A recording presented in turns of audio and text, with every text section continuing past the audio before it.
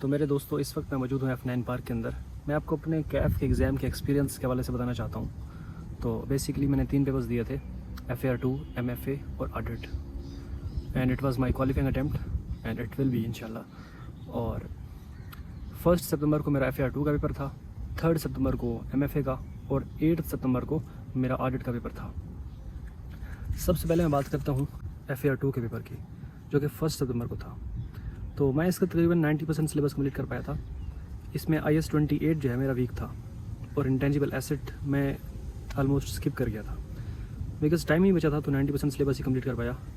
तो डर था कि कहीं IS-28 से लॉन्ग क्वेश्चन ना आ जाए, बट फॉर्चुनेटली वहाँ से लॉन्ग क्वेश्चन नहीं आया। सब्सिडी वाली कंसल्टेशन भी स्ट्रॉन्ग थी, मगर एसोसिएट वाली कंपैरेटिवली वीक थी।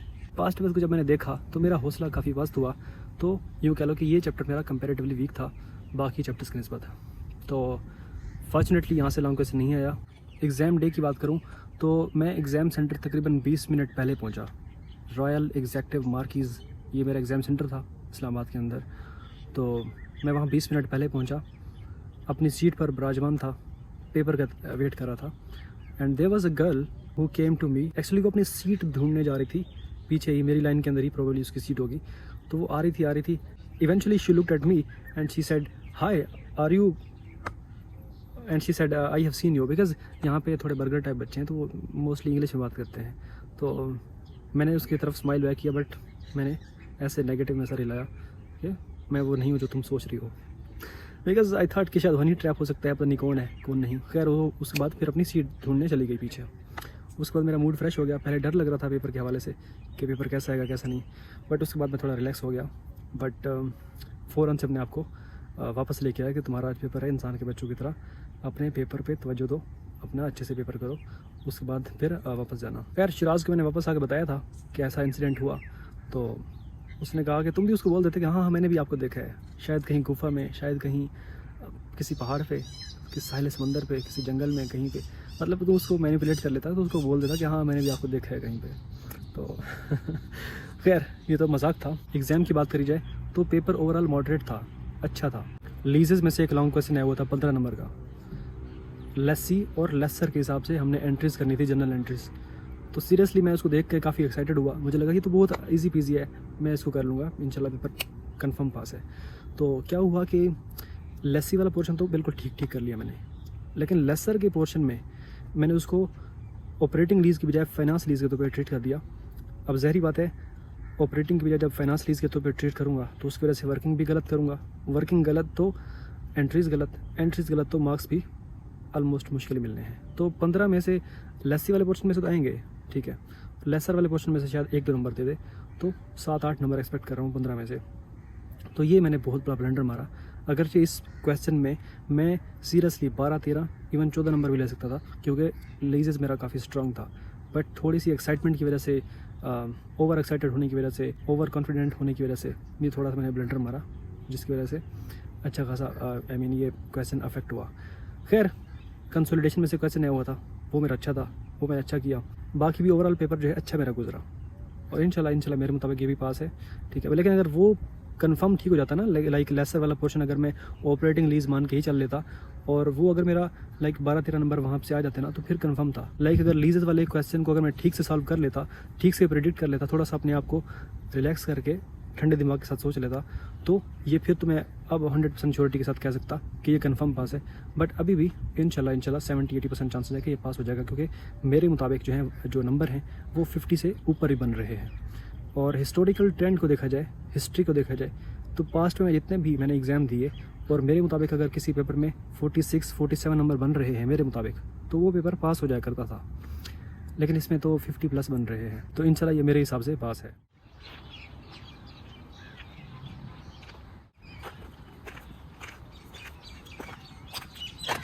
3 सितंबर को MFA का पेपर था और सिर्फ एक दिन का गैप था।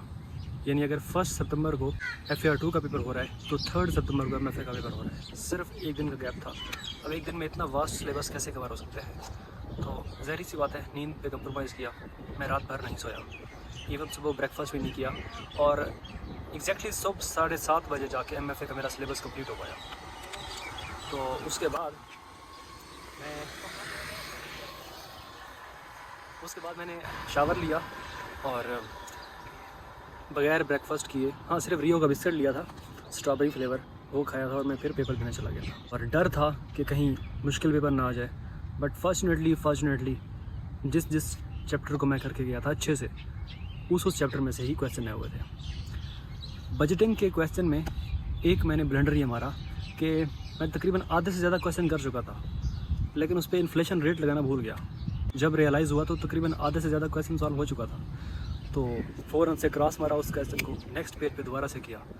अब ज़ाहिर सी बात है, एक क्वेश्चन को अगर 2 बार करूँगा तो बाकी क्वेश्चन के लिए टाइम तो कम्प्रोमाइज़ होगा ही। तो इसलिए एक क्वेश्चन मेरा स्किप हो गया, 12 नंबर का था। खैर वो मुझे इतना आता भी नहीं था, सो नो रिग्रेट। बजटिंग का क्वेश्चन अच्छे से किया और NPV का क्वेश्चन अच्छे से किया और मनी मार्केट हैजिंग वाला वो भी अच्छे से किया। तो बाकी MCQs में मेरे अच्छे मार्क्स हैं, तकरीबन 13 नंबर हैं 15 में से, तो प्रोबेबली ये पास है इंशाल्लाह। ड्यूरिंग MCQs मैंने एक साथ में बगल में लड़की बैठी थी, उससे मैंने कहा कि सेकंड लास्ट MCQs का आंसर बताइए। मैंने ना ऐसे टेबल पे अपना बॉल पॉइंट मारते हुए उसको बोला, तो उसने मेरी तरफ देखा ऐसे और फिर अपने पेपर की तरफ देखने लगी, तो मुझे गुस्सा आया।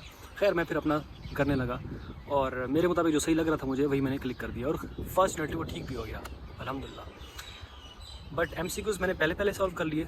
उसके बाद फिर ज़हरी बात है, जब एक क्वेश्चन 2 बार कर रहा था बजटिंग वाला, तो उसके ऊपर ना इंप्रेशन पड़ गया। मैं तेज़ कर रहा हूँ तो उसको लगा कि शायद पढ़ने वाला बच्चा है, मैंने गलती कर दी इसको MCQs का आंसर ना बता करके। तो अब उसने मेरी तरफ देखा और अपने जो डाइस होता है, टेबल होता है, उस पर बजा रही है वो अपना बॉल पॉइंट, और मैंने अपनी टेढ़ी नज़र से देखा कि मुझे ही देख रही है, मुझे ही बुला रही है। बट मैंने कहा अब निकल, अब तू परमानेंटली निकल।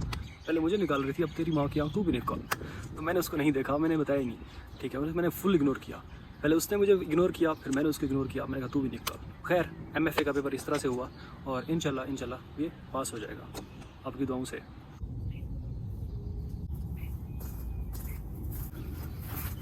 अब बात करते हैं ऑडिट के पेपर की। तो ऑडिट का पेपर 8 सितंबर को था।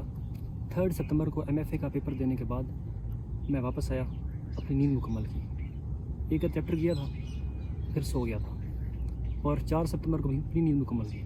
ऑलमोस्ट आधे से ज़्यादा दिन सोया था। यानी 5 सितंबर को ऑफिशियल तैयारी स्टार्ट की ऑडिट की, और कैन यू बिलीव पूरे 5 सितंबर वाले दिन सिर्फ एक चैप्टर कर पाया था, सब्सटेंटिव प्रोसीजर वाला।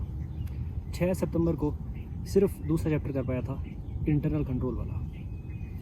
और 7 सितंबर को यानी एग्ज़ाम से एक दिन पहले असर तक मैं 4 चैप्टर कंप्लीट कर पाया, जिसमें कि substantive procedure, internal control, planning of audit और IT वाला जो चैप्टर है, ये 4 चैप्टर कंप्लीट कर पाया असर तक 7 सितंबर को। उसके बाद मैं गया रेस्टोरेंट, वहाँ पे बिरयानी खाई रायते के साथ में कोल्ड ड्रिंक पी।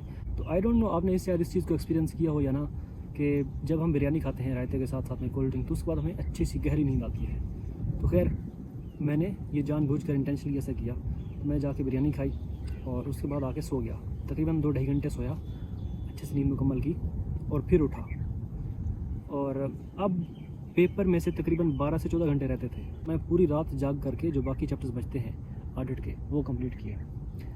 अब आपने इस चीज़ को एक्सपीरियंस किया होगा कि एग्ज़ाम से एक दिन पहले, एक रात पहले बहुत टर्बो मोड पे हमारा दिमाग चल रहा होता है, चीज़ें फास्ट याद कर रहा होता है। यानी वो चीज़ें जो आम दिनों में कई दिनों में जा कर के कम्प्लीट होती हैं, वो एग्ज़ाम से पहले कुछ ही घंटों में निबट रही होती हैं। तो इस चीज़ को मैंने एक्सपीरियंस किया। तो यहाँ पे मैं आपको ऑनेस्ट सा एक मशवरा देना चाहूँगा, वो ये कि आप अपनी डेडलाइन जो है वो थोड़ी सी कम रखा करें, ठीक है। यानी जब हम अपने दिमाग को डेडलाइन ज़्यादा देते हैं कि हमारे पास 3 महीने हैं एग्ज़ाम की तैयारी में से, दिमाग रिलैक्स मोड में चला जाता है। अगर हम उसको कहें कि हम तेरे पास सिर्फ 1.5 महीना है या 2 महीने हैं, तो फिर थोड़ा सा वो टेंस्ड मोड में आएगा और उसके मुताबिक काम करेगा और जल्दी चीज़ें समझेगा, याद करेगा, प्रोसेस करेगा। तो मेरे ख्याल से ये चीज़ दिमाग के साथ ट्रिक करनी चाहिए, बिकॉज दिमाग एक बहुत ही पावरफुल चीज़ है। अगेन वही बात करूँगा कि 12 से 14 घंटे के अंदर ऑडिट के बकिया सारे के सारे चैप्टर्स निबट गए, साथ पास्ट पेपर्स की प्रैक्टिस भी। अब मैं जिस बुक को फॉलो करता हूँ सर आसिफ की, उसमें 22 चैप्टर्स हैं, वैसे तो 23 हैं, एक चैप्टर को निकाल दो तो 22 चैप्टर हैं ऑफिशियल। उसमें से सिर्फ 4 चैप्टर मैं कंप्लीट कर पाया था, तो बाकी जो 18 चैप्टर हैं वो सिर्फ 12 से 14 घंटे में कंप्लीट किया मैंने। तो ऐसा नहीं था कि पहले मैंने नहीं पढ़े हुए थे, पहले भी पढ़े हुए थे, बट रिवीजन उसकी इतनी जल्दी कर ली मैंने। 12 से 14 घंटे के अंदर सारे चैप्टर्स, सारे पास्ट पेपर्स मैंने कर लिए। तो इसका भी सिलेबस की रिवीजन जो है वो एग्ज़ाम से कुछ घंटे पहले ही कंप्लीट हुई। तो बस मैंने शावर लिया और एग्ज़ाम देने चला गया। ब्रेकफास्ट भी नहीं किया। आज तो रियो का बिस्किट भी नहीं लेके गया, जैसे वो एक ड्रामे में है ना कि केचप भी नहीं लेके गई वो, तो same case was here. Rio biscuit भी नहीं लेके गया मैं, बस पेपर देने चला गया। पेपर एवरेज था, मॉडरेट था, ना बहुत डिफ़िकल्ट था ना बहुत इजी था, मैनेजेबल था, डूएबल था। मैंने फुल स्पीड के साथ लिखना स्टार्ट किया। आई मीन मेरी जो राइटिंग स्पीड है वो थोड़ी स्लो है, खासकर थियोरेटिकल सब्जेक्ट के अंदर। मैंने फुल स्पीड के साथ लिखता गया। इवन लास्ट मिनट था और मैंने तब जा करके अपनी आखिरी लाइन कंप्लीट की और उसने इन्विजिलेटर ने पेपर आके छीन लिया मुझसे।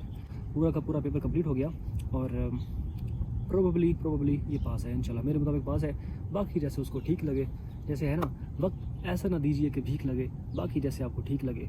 तो मेरे मुताबिक तो पास हैं, जितना मैं कर सकता था कर लिया, अपनी तरफ से 100% दिया। इंशाल्लाह मेरे मुताबिक पास हैं, बाकी उसकी मर्ज़ी है।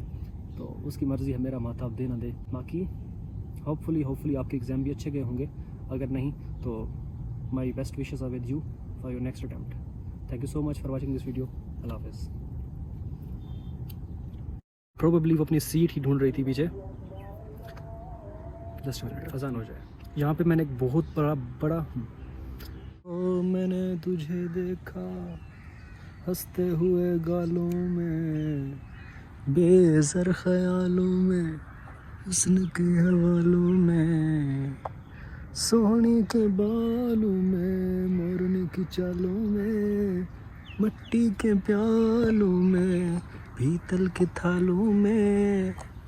जितनी तो मिलती जाए उतनी लगे थोड़ी थोड़ी, जब भी तुले अंगड़ाई आंखें मेरे अड़ी, दिल झूम झूम चले झूम झूम सोनिया सोनिया। धन्यवाद मेरे दोस्तों। सोनिया दिल झूम झूम चले झूम झूम सोनिया।